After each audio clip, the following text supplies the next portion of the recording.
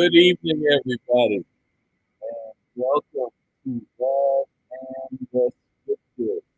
Um, I'm going to start off making apologies for last time, all of the last time, but we are here this time. I seem to have got some things worked out, still working on other things, so that eventually, ultimately, and very soon, we'll be able to present a very good, very thorough, detailed program. I'm understanding that my microphone is not at its best, so we will try to see what we can do with our audio. Maybe that's better. I do not think the microphone is covered. Uh, Let me see. Of course, I hate going and messing with stuff because I don't want to. I don't want to mess it up. I think that might be better. Is that it? Very good. It is better. Very good. Better. Very good.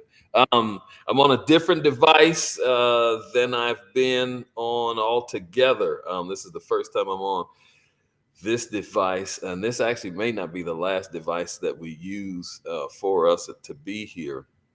But the idea is to um, get things in the best presentation shape, and whether that is um, switching devices, whether it's whatever it takes. The idea is to be able to produce and present in the best way possible. And I've said before how I'm not a techie guy. This ain't my lane. I'm learning it. It is becoming though, because I'm not shutting myself out on it. I'm learning it, and we'll get better.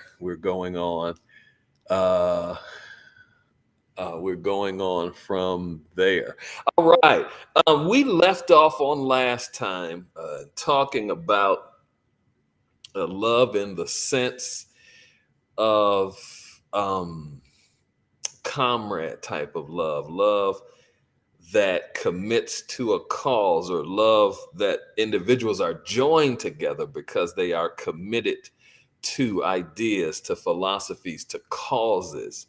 That love that exists with armies, and with that exists if you're in an activist group together, if you're in a fraternity, a sorority, those types of organizations, the love that is described, or the love that is experienced there in those types of organizations, is what we're talking about as we are talking about causes, being connected to causes.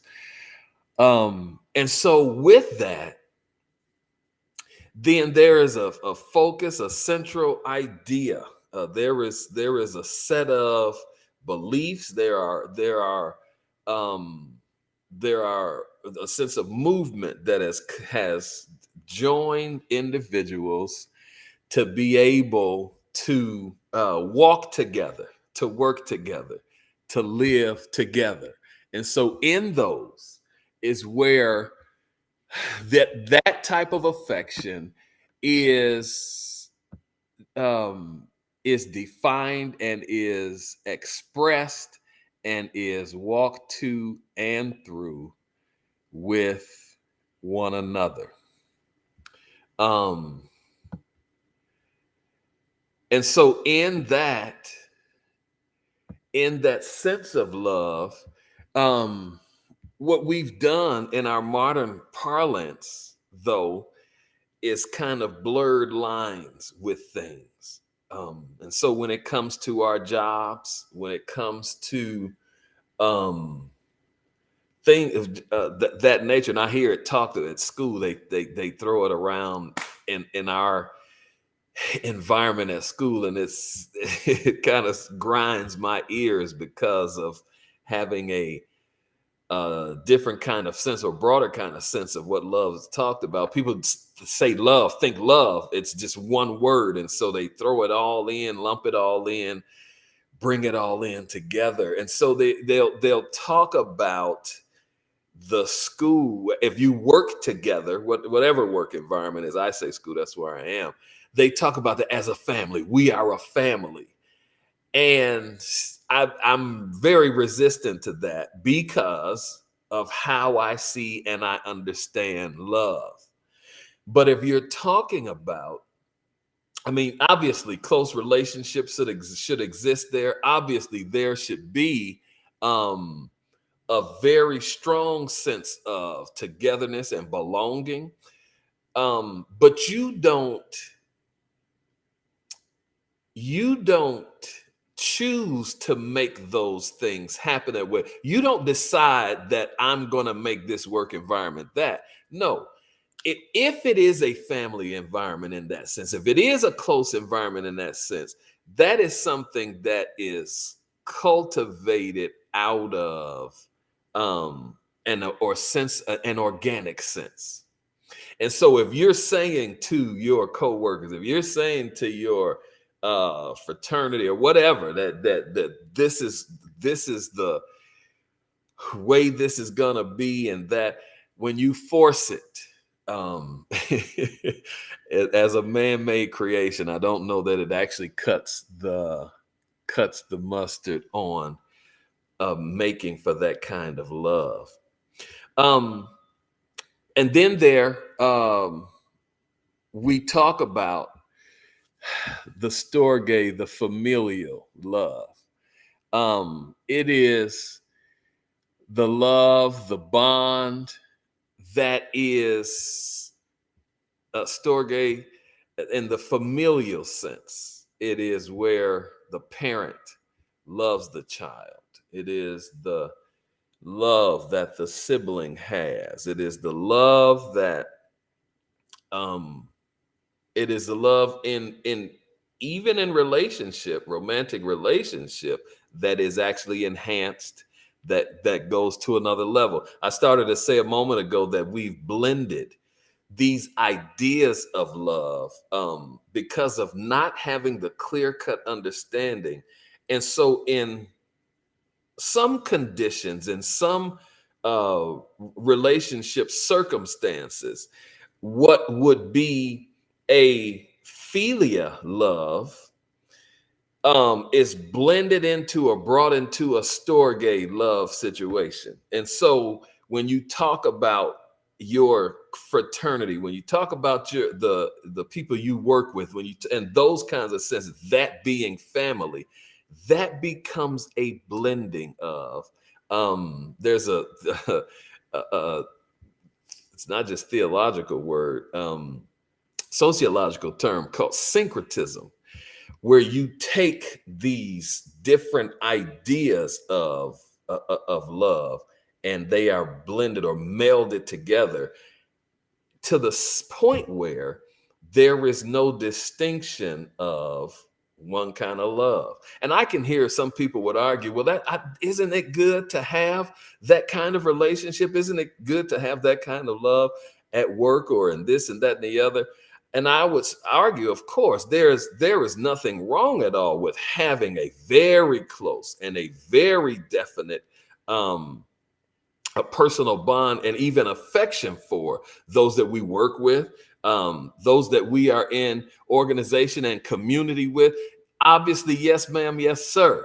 Wonderful to have that experience. But again, not as a contrived experience where we are forcing to make that happen, or it is by our effort that it happens. Again, my idea is that when that organically occurs, that's when it is a strong, it is a powerful, it is a wonderful thing. But if for the sake of these ideas melded together and blended together because we don't understand the difference, there we have a problem. Um, and so then it is, which that is a hallmark of our day. syncretism is something that we see that is happening on so many fronts and in so many different arenas. These blending of ideas, these blending of philosophies, these blending of beliefs, um, and so that things in society, less and less, are like what they're supposed to be and are becoming like everything else.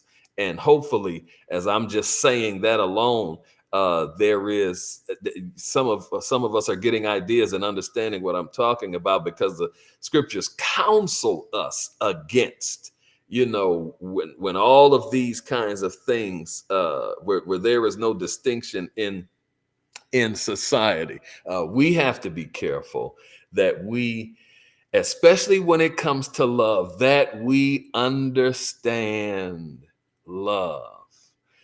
And that's going to take me to a transition, because I want to put out there for us, concept that I've talked about for several years now as it relates to love. And that is, and then one other thing I want to do, because of recent events that have happened. I want to talk about love and the scriptures in an expanded sense also tonight. But the idea, I want to put this out there for us, because we are so familiar with romantic love and love in the emotional sense. We're so familiar with love in terms of feeling. um, I want to forward the idea, to us about intelligent love. And I'm throwing it out there. I'm going to let it hang while I take me a sip of water. Intelligent love. And as we hear that,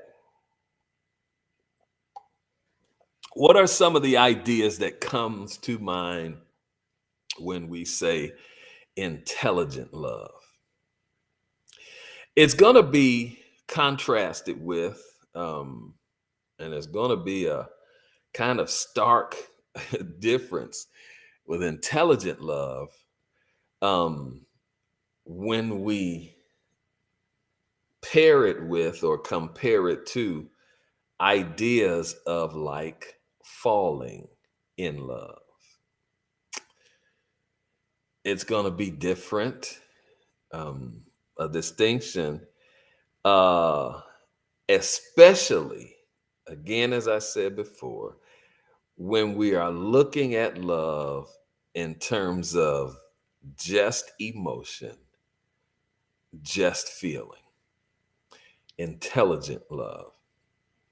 From the scriptural perspective, um, and I won't run down like all these scriptural references. Of course, I'll provide any of that at the point any of that is desired or necessary.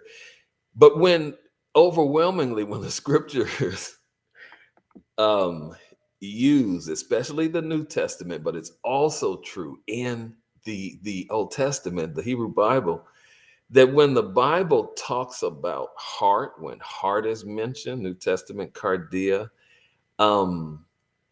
or when the Bible mentions the mind, the nous, in in an overwhelming sense, the places where that is mentioned, you can interchange either the heart or the mind in this direct context of the scripture that is being given.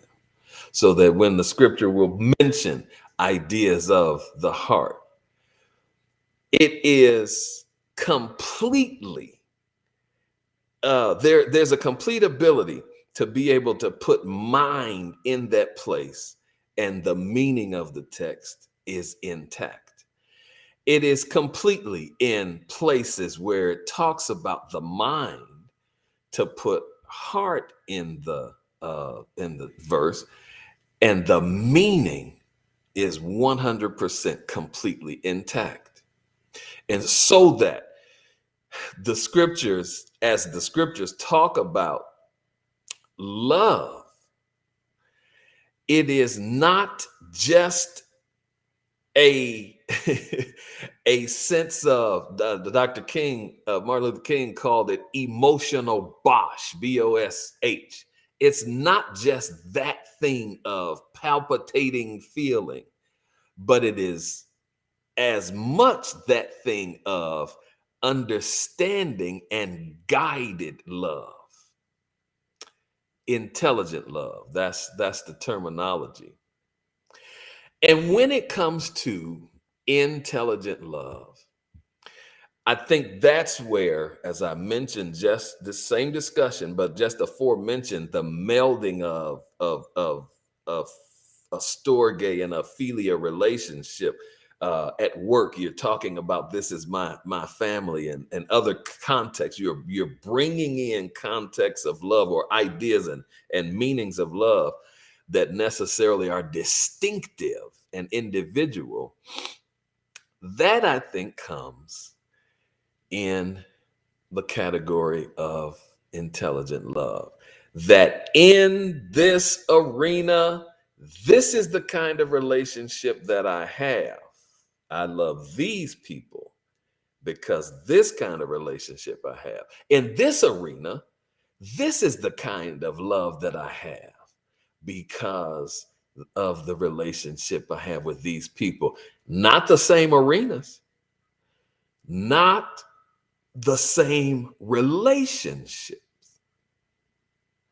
because the kind of love guided by the kind of relationship. But you have to understand love um, from the scripture perspective to understand that that is true. So when the songwriter says what the world needs now is love, sweet love, that's the one thing, that there's just too little of. Question begs an answer. Of course, that's just a line of the song. I don't have any rights to it. I quoted the line to it, the song. The question that an answer is begged to is, what kind of love is it that they're suggesting that the world needs right now? Is it more of a comrade, a familial, I'm sorry, a comrade love of friends and of confidants, of those who we are committed to a cause together? Or is it a familial love that I have with those who I have been born into relationship with? What kind of love is the song writer talking about? Is that songwriter talking about eros? What the world needs now is more eros, love, sweet love. Is the songwriter they're singing about agape, agape love? What the world needs now is love, sweet love. For sure, what the world needs now is not another love song. I love that line in Mo Better Blues when Denzel Washington says that he's on stage and he's singing, what the world needs now. He starts singing the line, is not another love song. No, what the world needs now, I want to suggest to us, is an intelligent love. Because how many of those who talk about being in love or loving don't have any boundaries, don't have any guidance, don't even have a healthy conduct that corresponds with the love that they claim that they have? I'm not doubting necessarily even whether they do love or not. But for sure, as we've talked about way back at the onset of this, that the source of total love, the source of pure love, that if anything is going to be love in a pure sense and totally, that it has to be through the source of love. And that is God. Any other love is imperfect. Any other love is incomplete. Any other love falls short of what love is really, let me say, restate that. Any other love falls short of what love is really, period. It falls short of what love is really supposed to be. But, um, and so when we see that, those shortcomings of love, to understand intelligent love, to understand love then, um, should really force us, one, to be distinctive in how and who and how we love in terms of not blending or melding kinds of love. But on the other hand, to force us into knowing.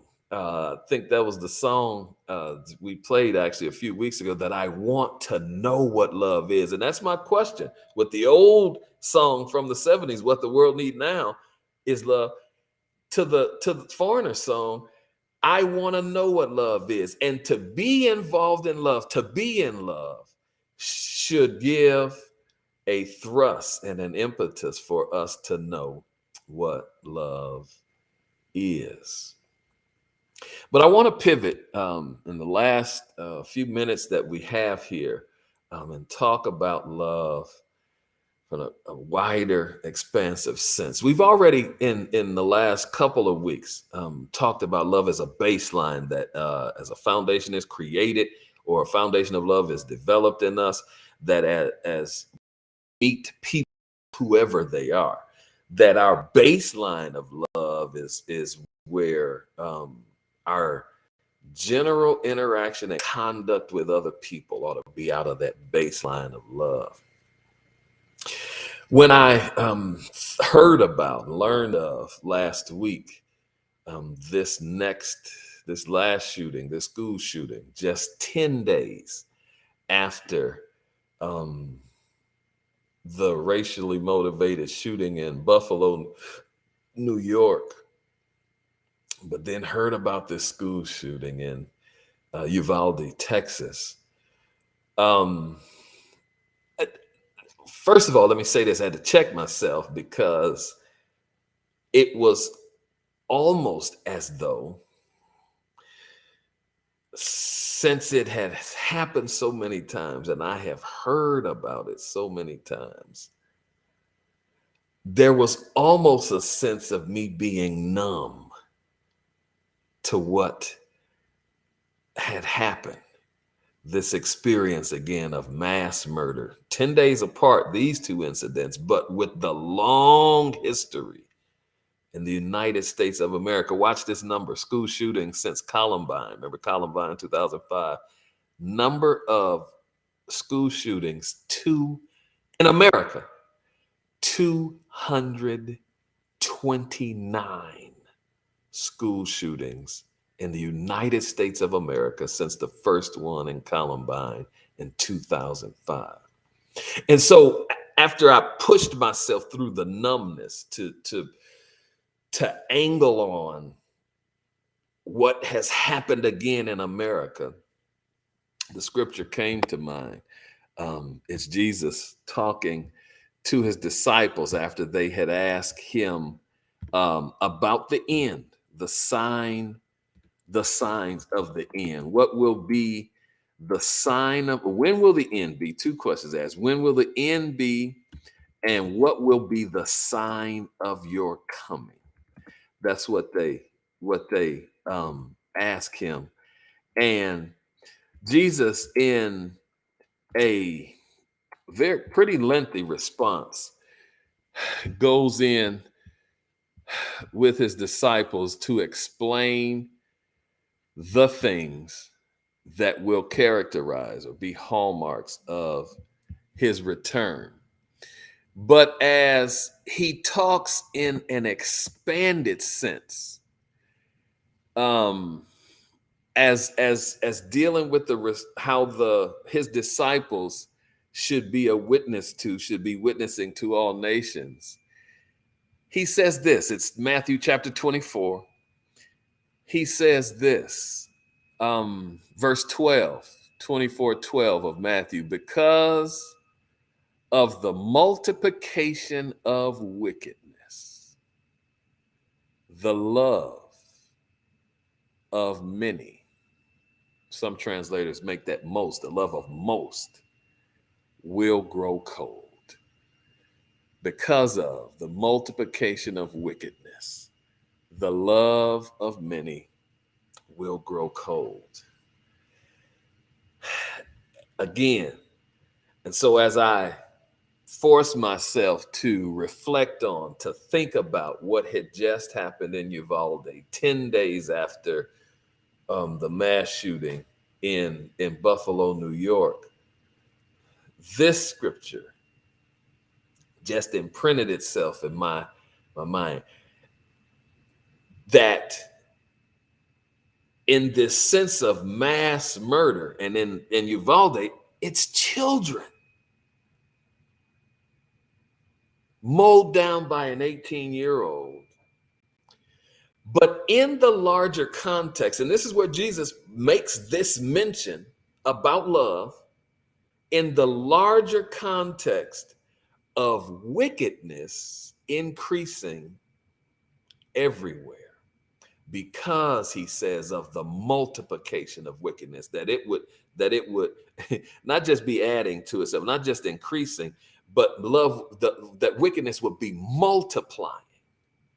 And because it did, that love would grow cold. And the reflection, as that scripture comes to mind, pointed to me right in my face and in my chest, because of when I initially heard about these massacres. My feeling initially was numbness. And so I'm thinking to myself, is that what Jesus is talking about? Love growing cold? And look who he describes in the category that this would happen to. And this was really interesting when I looked at this, and I actually do want to talk some more on this love here, because of the kind of love, the word love that Matthew uses out of all of the Greek terms of love. The one that Matthew chooses here really made me have to look again when I myself felt numb, felt indifferent because of another mass murder that occurred in the country. Jesus says that the love of many, that the love of most, not defining or distinguishing whether these were unsaved people or saved. And I had to look at myself again to see if it was true of me, of love growing cold. I'm going to stop right there. That's our time. I'm going to pick up right there on next time: intelligent love and love growing cold. Thank you for being here. Be with us next week, 5 o'clock, for Love in the Scriptures on Love and Stuff.